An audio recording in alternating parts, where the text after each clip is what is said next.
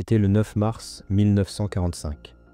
La nation insulaire du Japon, le jugement obscurci par la fierté et les traditions ancestrales, continuait à défier les Alliés et refusait de se rendre.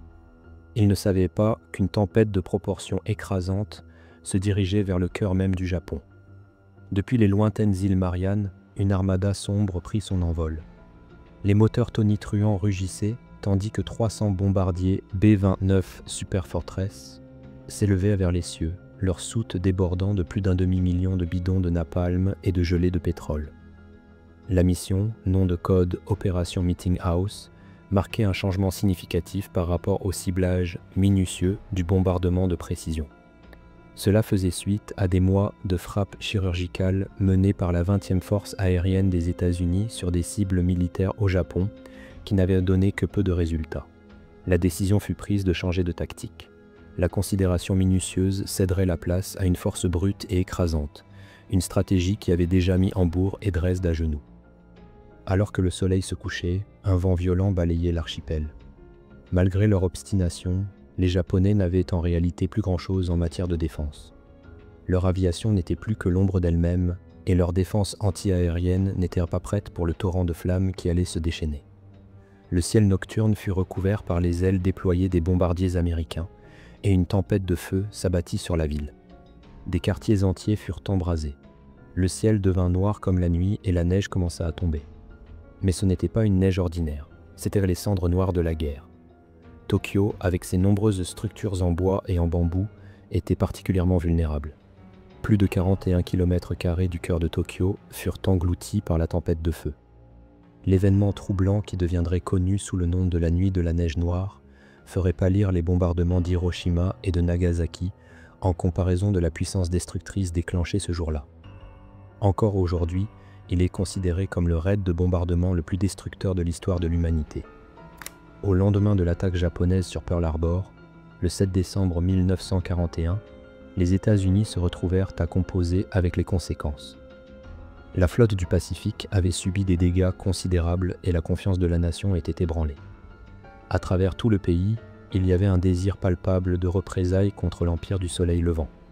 Cependant, la position stratégique du Japon dans le Pacifique, renforcée par ses bases insulaires et sa redoutable marine, rendait les représailles directes difficiles. Pourtant, les stratèges militaires américains allèrent de l'avant. À peine 132 jours après Pearl Harbor, ils conçurent un plan audacieux, sans précédent dans son approche. Cette mission était dirigée par le lieutenant-colonel James Jimmy Doolittle. Le plan impliquait 16 bombardiers B, 25 Mitchell modifiés pour la tâche, décollant du porte-avions USS Hornet. L'objectif était d'approcher le Japon de manière clandestine et de frapper des villes clés. Le 2 avril 1942, l'USS Hornet prit la mer avec ses bombardiers. Malgré leur portée habituelle de 2100 km, ces bombardiers étaient équipés de réservoirs de carburant auxiliaires, étendant leur rayon d'action à plus de 3200 km. Leur trajectoire de vol fut méticuleusement planifiée pour éviter les radars ennemis. Le 18 avril 1942, ils entrèrent dans l'espace aérien japonais, ciblant des villes comme Tokyo, Yokohama, Kobe et Nagoya avant de mettre le cap sur la Chine. Les 80 aviateurs, pleinement conscients des risques de la mission, poursuivirent leur route. Leur voyage au plus profond du territoire ennemi était périlleux, surtout avec les capacités de l'aviation japonaise. Leur plan était d'atterrir en Chine après la mission, car un retour vers l'USS Hornet n'était pas envisageable. Le raid Doolittle, bien qu'il n'ait pas causé de dommages physiques importants au Japon, eut un impact psychologique profond. Il signala au monde que les États-Unis restaient résilients et déterminés. Le moral du public américain remonta en flèche. Cependant, le raid eut des conséquences imprévues. L'armée japonaise, piquée au vif par cette transgression contre la patrie, intensifia ses efforts dans le Pacifique. Cette agressivité accrue culmina lors de la bataille de Midway en juin 1942. Les Japonais cherchèrent à capturer l'île de Midway, mais leurs efforts furent contrés par les forces américaines lors d'un affrontement décisif qui inversa le momentum de la guerre. En parallèle, les ingénieurs américains développaient un bombardier avancé, le B-29 Super Fortress. Avec une portée remarquable de 9000 km, c'était une amélioration significative par rapport au B-25. Cependant, Pour cibler efficacement le Japon, une base plus proche était essentielle. L'armée américaine se lança dans une campagne rigoureuse à travers le Pacifique, affrontant une résistance féroce à chaque étape. Leur objectif était les îles Mariannes. Après des combats intenses, les îles furent sécurisées.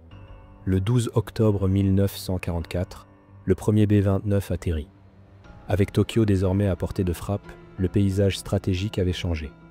Le B-29, représentant une nouvelle phase dans le conflit du Pacifique, était prêt à jouer un rôle central dans les événements qui allaient se dérouler.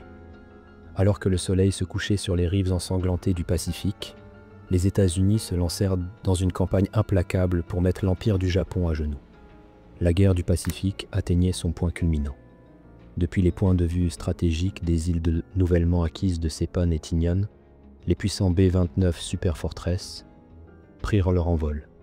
Ces appareils, les plus grands bombardiers opérationnels de la Seconde Guerre mondiale, étaient chargés de bombes et les pilotes étaient remplis d'une détermination à mettre fin à la guerre la plus dévastatrice de l'histoire de l'humanité. Le général Heywood Hansell, figure clé dans le développement de la puissance aérienne stratégique, dirigea l'offensive aérienne du 11e commandement de bombardement à partir de novembre 1944. Leur mission était claire, paralyser les capacités de guerre du Japon. Le premier raid visait l'usine de moteurs Musashino en périphérie de Tokyo. Cependant, les résultats furent loin d'être satisfaisants. L'un après l'autre, les raids de précision échouèrent face aux puissants courants G au-dessus de la nation insulaire. Ces vents, combinés à la portée limitée des munitions, conduisirent à ce que la plupart des frappes ne touchent pas leur cible prévue ou n'endommagent pas significativement la machine de guerre japonaise. Les cieux au-dessus du Japon se révélèrent difficiles. Les B-29, malgré leur technologie avancée et leur portée inégalée, affrontaient une forteresse impénétrable de nuages et de vent. Le temps pressait. La direction des États-Unis, y compris le président Franklin D. Roosevelt, devenait impatiente. L'Empire du Japon, bien qu'ébranlé, restait défiant. Leur machine de propagande promettait un combat jusqu'au dernier homme. Le coût de cette défiance en vies américaines augmentait. Quelque chose devait céder. Le général Henry Arnold, chef des forces aériennes de l'armée américaine, était furieux. Les résultats insatisfaisants de la campagne de bombardement ne pouvaient pas continuer. Le général Hansell fut relevé de son commandement et le général de division Curtis LeMay, connu pour son impitoyabilité et ses tactiques innovantes, prit les rênes. LeMay était pleinement conscient de la pression. Il devait obtenir des résultats. Les frappes de précision avaient échoué et un changement de tactique était imminent. Alors que les États-Unis avaient toujours privilégié le bombardement de précision, se concentrant sur des cibles industrielles clés, les Alliés avaient montré une autre voie en Europe. Leur bombardement de zone sur des villes comme Hambourg et Dresde avait entraîné des tempêtes de feu massives. S'inspirant de ces leçons et des essais de bombardement menés au terrain d'essai de Dogway aux États-Unis, LeMay reconnut le potentiel des bombes incendiaires contre les structures en bois et en papier répandues dans les villes japonaises. Dans une décision capitale, LeMay changea de stratégie. Les B-29 ne seraient plus des instruments de précision. Ils deviendraient les annonciateurs d'une destruction généralisée, visant à forcer l'Empire à la table des négociations. Les raids de frappe de zone sur le Japon commencèrent. Avec eux, le dernier chapitre de la saga de la guerre du Pacifique fut mis en mouvement. La neige noire était à l'horizon. Sur fond d'une nation limitée par un territoire restreint et une population croissante, les villes japonaises de l'O2 se retrouvaient densément peuplées. Le paysage urbain était une mosaïque complexe d'industrie, de loisirs et de vie domestique. Contrairement à de nombreuses villes occidentales où les zones industrielles étaient souvent séparées, les villes japonaises voyaient leurs installations industrielles entrelacées avec les quartiers résidentiels. Cette tapisserie urbaine unique, tout en présentant des défis pour ses habitants, offrait également une opportunité stratégique pour les planificateurs militaires américains. Le concept émergea. Si les quartiers résidentiels de Tokyo pouvaient être embrasés, les secteurs militaro-industriels entrelacés seraient inévitablement pris dans la conflagration. Les projections étaient sobres. Les assauts incendiaires sur les 6 principales villes du Japon avaient le potentiel de dévaster près de 40% de l'infrastructure industrielle de la nation, se traduisant par une perte d'environ 7,6 millions d'heures hommes de travail. Une telle attaque entraverait sévèrement l'effort de guerre japonais déjà déclinant. Bien que les pertes civiles inévitables soient une préoccupation grave, on rationalisa que beaucoup des civils dans la ligne de mire seraient des travailleurs des sites industriels adjacents. Leur perte affaiblirait davantage l'appareil de guerre japonais, garantissant que les victimes ne seraient pas simplement des dommages collatéraux sans valeur stratégique. Les préparatifs commencèrent sérieusement. Des expériences furent menées pour optimiser les charges incendiaires. Les bombes incendiaires M69 furent identifiées comme les agents de destruction les plus puissants. L'activité monta en flèche dans les îles Mariannes alors que de vastes quantités de ces engins incendiaires furent stockés. Les B-29 Super Fortress, formidables en soi, subirent des modifications pour accueillir 4 tonnes de contenu explosif. Les missions préliminaires sur le Japon donnèrent des résultats variés. Certains raids déclenchèrent des incendies généralisés, tandis que d'autres se révélèrent moins efficaces. Le 3 janvier, Nagoya subit un raid de bombardement incendiaire, mais les unités de lutte contre l'incendie efficace de la ville parvinrent à contenir l'incendie. Cela conduisit à un sentiment de confiance excessive parmi les dirigeants japonais, qui restaient ignorants de la tempête qui se rassemblait.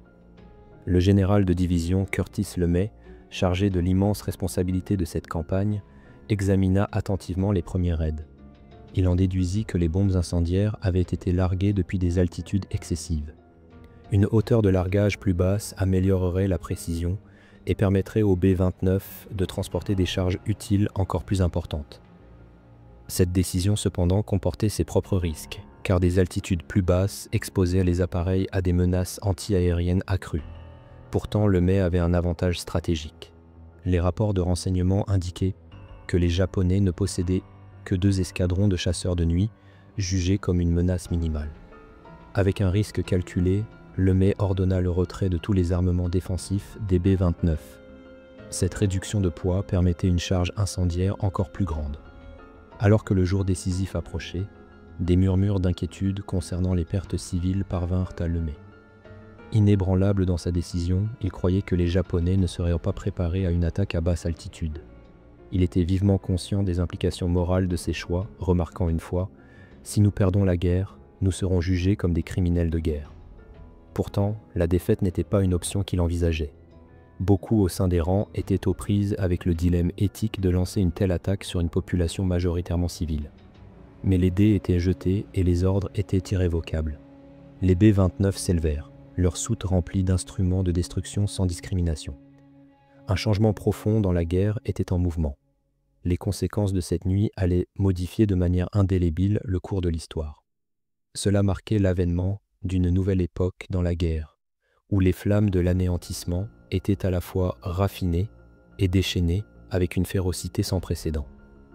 Alors que la nuit du 9 mars 1945 descendait, une tension palpable enveloppait le Pacifique. Le général Curtis LeMay dirigeait une opération qui viserait le cœur même de Tokyo, le quartier de Shitamachi. Le quartier de Shitamachi, centre animé de l'activité de la classe ouvrière de Tokyo, était dans la ligne de mire. Les équipages des B-29, vivement conscients de la gravité de leur mission, se préparaient à frapper au cœur industriel de Tokyo. Leur objectif était clair, les usines alimentant les efforts de guerre du Japon. Pourtant, la stratégie avait un prix élevé. Les pertes civiles anticipées seraient considérables, un sombre témoignage des complexités de la guerre moderne. Bien que LeMay, stratège militaire expérimenté, souhaitait superviser personnellement ce raid décisif. Il était au courant d'une arme classifiée d'une puissance inégalée, les bombes atomiques. Le risque de capture et la divulgation potentielle de ce secret étaient trop grands. Ainsi, la responsabilité fut confiée au général de brigade Thomas Power de la 314e escadre de bombardement. À 17h, heure des îles Mariannes, la base aérienne bourdonnait d'activité. Le rugissement tonitruant de 300 moteurs de B-29 emplissait l'air, signalant le début d'une opération d'envergure. Le défi logistique du lancement d'un si grand nombre de bombardiers était immense, nécessitant une coordination méticuleuse. Il fallut 3 heures complètes pour faire décoller tous les appareils. Alors que les B-29 entraient dans l'espace aérien japonais, les interprétations initiales les considérèrent comme faisant partie d'un exercice de routine. Mais lorsque la véritable nature de leur mission devint évidente, il était déjà trop tard. Peu après minuit le 10 mars, les premières bombes incendiaires tombèrent. Les bombardiers en tête marquèrent un X au-dessus de Tokyo, guidant les bombardiers suivants pour encercler la ville de flammes. Malgré les efforts défensifs vaillants de Tokyo, L'intensité pure du feu submergea les défenses de la ville. Depuis leur point de vue, les équipages des B-29 furent témoins de l'enfer en contrebas. Citant des archives historiques, Bowman, dont le père faisait partie de l'équipage du raid, cita Jim Wild, mécanicien de vol d'un B-29. « Le monde sous nous était un enfer, et la chaleur et la fumée ont rapidement envahi notre appareil. Les courants ascendants thermiques de la tempête de feu étaient si puissants qu'ils soulevaient les énormes appareils de milliers de mètres pour les laisser tomber brusquement. » Le pilote de B-29, Robert Bigelow, détailla les mesures défensives japonaises, déclarant « Le ciel était rempli de traces de tirs anti-aériens qui s'entrecroisaient dans une danse chaotique. » Malgré le barrage, Bigelow et son équipage restèrent concentrés sur leur mission. Il réfléchit plus tard. Le cliquetis des éclats d'obus contre nos ailes était presque noyé par notre concentration sur la tâche à accomplir. Après avoir largué leur charge utile, Bigelow dirigea son B-29 loin de la ville en flammes. Même à une distance de 240 km, la lueur de Tokyo était incontestable. Les incendies faisaient rage, consumant même les zones d'où provenaient les tirs anti-aériens. Les flammes fusionnèrent en contrebas en un maelstrom de destruction qui s'amplifiait tout en émanant une fumée noire et goudronneuse vers les étoiles. La tempête engloutit des pâtés de maisons entiers en quelques minutes. La vaste étendue de Tokyo fut consumée par un enfer en à peine une demi-heure. Ce qui avait commencé comme des incendies isolés convergeait en un brasier colossal qui défiait la compréhension. Le service d'incendie de la ville, submergé par l'ampleur du désastre, fut forcé de battre en retraite. Les autorités japonaises, confrontées à une crise sans précédent, s'empressèrent de faciliter une évacuation massive. Le quartier de Shitamachi, autrefois animé de vie, était maintenant à la merci des flammes. Des milliers périrent, piégés entre le feu qui avançait et la fumée suffocante qui suivait dans son sillage. Haruyo Nihei avait déjà vécu la dévastation des bombardements américains sur Tokyo, mais l'urgence dans la voix de son père aux premières heures du 10 mars signalait une menace d'une ampleur différente. Sans hésitation, elle saisit son sac à dos d'urgence et fuit leur boutique d'épices familiale dans le quartier de Komedo, accompagnée de sa famille. Alors qu'il naviguait dans les rues familières, ce n'étaient pas les flammes qui frappèrent Nihei, mais l'air aspiré dans la gueule du feu à des vitesses d'ouragan, rendant chaque respiration difficile. Se réfugiant dans un abri souterrain, Nihei se souvient vivement. L'abri était rempli des sons de pas frénétiques et des cris d'enfants. Mais même les confins de l'abri ne pouvaient pas tenir à distance le destin imminent. Émergeant de leur havre temporaire, ils furent accueillis par une ville dans le chaos, avec des maisons et des points de repère réduits en cendres. Les trous de renard, que le gouvernement avait précédemment vantés comme des refuges sûrs, se révélèrent futiles contre les flammes. La ville était recouverte d'une fumée épaisse, obscurcissant la vision et désorientant les bombardiers B-29. Certains dévièrent de leur trajectoire, intensifiant par inadvertance la dévastation. Au sol, la panique régnait en maître, avec des températures dans certaines zones grimpant à un inimaginable 980 degrés Celsius, exacerbant le bilan humain. Au moment où les incendies se sont apaisés, aidés par le vaste canal de Nakagawa, la dévastation était évidente. Plus de 100 000 personnes avaient péri, 1 million étaient blessés et un autre million étaient déplacés. Ceux qui eurent la chance de survivre furent accueillis par un paysage urbain transformé en terre désolée fumante. Beaucoup cherchèrent de refuge dans les zones plus aisées de Tokyo. Cependant, le contraste saisissant entre l'opulence qu'ils rencontrèrent et la dévastation qu'ils avaient laissée derrière eux déclencha une nouvelle vague de colère et de désillusion. L'opulence de l'élite japonaise, juxtaposée à leur propre souffrance, alimenta des émeutes et des troubles. Même alors que les incendies s'apaisaient, le ciel restait enveloppé d'une brume épaisse de fumée et de cendres. Les vestiges de la dévastation se déposèrent comme une neige sombre et funeste sur Tokyo. Cet événement déchirant resterait à jamais gravé dans les mémoires de ses survivants comme la nuit de la neige noire. Au lendemain du bombardement incendiaire de Tokyo, l'ampleur de la destruction fut minimisée par les médias japonais et américains. Chacun avait son propre récit à maintenir, aucune des deux parties n'étant disposée à affronter pleinement le bilan humain stupéfiant. Les rapports américains soulignèrent le coup paralysant porté à l'infrastructure japonaise, le présentant comme une victoire significative sur la puissance industrielle du Japon. D'autre part, les médias japonais se concentrèrent sur leur succès défensif. en particulier l'abattage de 14 bombardiers B-29, tout en esquivant l'immense souffrance civile pour projeter une image de résilience. La direction américaine de l'époque ne catégorisa pas l'assaut incendiaire sur Tokyo, qui entraîna la perte de plus de 100 000 vies, comme un crime de guerre. Il fut présenté comme une décision stratégique, une mesure nécessaire pour hâter la conclusion de la guerre et protéger les soldats américains. Pourtant, même avec l'oblitération de vastes zones industrielles et la perte tragique d'innombrables civils, la détermination du Japon resta intacte. La réponse de la nation fut pragmatique. Réaffecter les escadrons aériens restants des opérations offensives vers des rôles défensifs, fortifiant Tokyo contre d'éventuelles attaques futures. Pour le général Curtis LeMay, l'architecte du raid sur Tokyo, l'opération fut considérée comme un succès monumental. Il croyait que les capacités de guerre du Japon avaient été gravement compromises. La dévastation du 10 mars enhardit les forces américaines. Les raids ultérieurs sur Tokyo, en avril et mai, rasèrent une zone équivalent à 1,5 fois la taille de Manhattan. La campagne de bombardement incendiaire fut étendue à d'autres grandes villes, notamment Nagoya, Osaka et Kobe. Les archives indiquent que même les petites villes, au total 58, ne furent pas épargnées. Northfield, sur l'île de Tinian, d'où décollaient les B-29, devint l'épicentre de ces opérations, se transformant en l'aéroport le plus actif du monde.